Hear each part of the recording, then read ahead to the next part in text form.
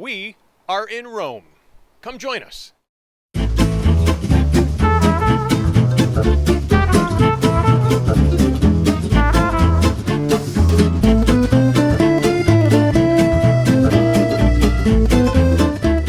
hit the Eternal City with lots of recommendations. And John, we've said this before, Rome is a bucket list destination with literally so much to see and do. Okay, so let's break it down for you. You have to hit the Colosseum. The Gladiator Arena is Rome's most thrilling and popular ancient site. It dates back 2,000 years to 80 AD. Now, you can walk this edifice that was a 50,000-seat amphitheater, all in travertine marble.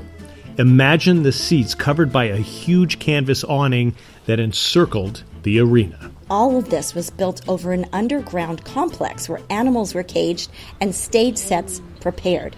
The games involved the gladiators fighting either the wild animals or each other. Now, you can also enjoy the Colosseum on a night tour. Now, a short walk nearby is another must, the Roman Forum. This was ancient Rome's central district with temples, basilicas, and vibrant marketplaces. Now, this is really where the Roman Empire began. It was originally a marshy burial ground developed in the 7th century BC, but Roman technology made the Forum free from flooding with an underground drainage system. And the result was this huge government, commerce, and entertainment meeting spot for different local tribes and ethnicities who would create what would become the social, political, and commercial hub of the Roman Empire. Now, we would suggest signing up for a tour online ahead of time so you can really get the most out of your time there. Our guide, Tanya Grigg, says plan ahead. They need to go through the reviews, go through TripAdvisor and stuff.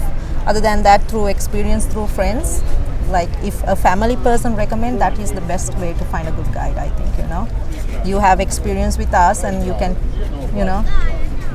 I believe how people recommend than the site. Sometimes in the websites you find wrong information, Okay. A tour guide should definitely speak good English if they're looking for an English tour or a Spanish tour.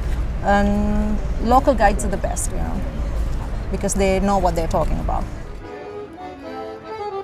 Talking and enjoying locals is something to passionately embrace. Romans are very friendly and helpful, and Tanya gives us some key Italian words to know before you go. If you can say ciao and buongiorno, which is very common, you don't have to be scared to say ciao to a stranger. If somebody's passing by, Italian or not, even an American in Italy, you have to say ciao.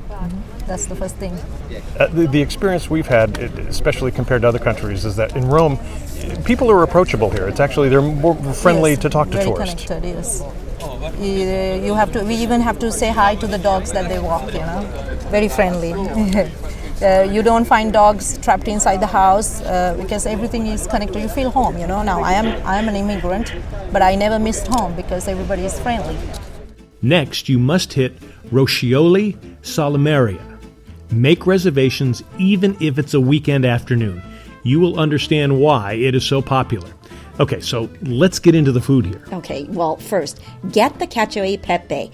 This is simply pasta with cheese and pepper, but it is anything but simple in the flavor department. Here at Roscioli, it is cooked to perfection, al dente, and that is really the key to making this dish. But remember, you may see some online reviews that say the pasta is undercooked. It is not. That is al dente, and there is a nice briny bite from the pecorino cheese that complements the fruit and spice of the pepper. Now, if you have some food tolerance like gluten, you can tell them so you can make the right choices. Next, you will want to head to Trevi Fountain. This was made famous in the 1954 American film 3 Coins in the Fountain, and there's a tradition of throwing a coin in to guarantee your return to the Eternal City. And as you can see, many may not return because of bad throwing arms. Another must-eat restaurant is La Pace del Palato near Piazza Navona. Here, get the carbonara with truffles. This might be the best we've ever had. The pasta is again perfectly al dente, and the carbonara sauce was classic with eggs and cheese. It's light and velvety with no cream or milk added the way it's meant to be. Okay, explain the pork cheeks because they look like bacon. And the pork cheeks add a nice, salty, crispy edge to the carbonara, giving it even more deliciousness. And then we had this beauty, stracchetti di filetto con rucola, pacchino e scaglie di parmigiano.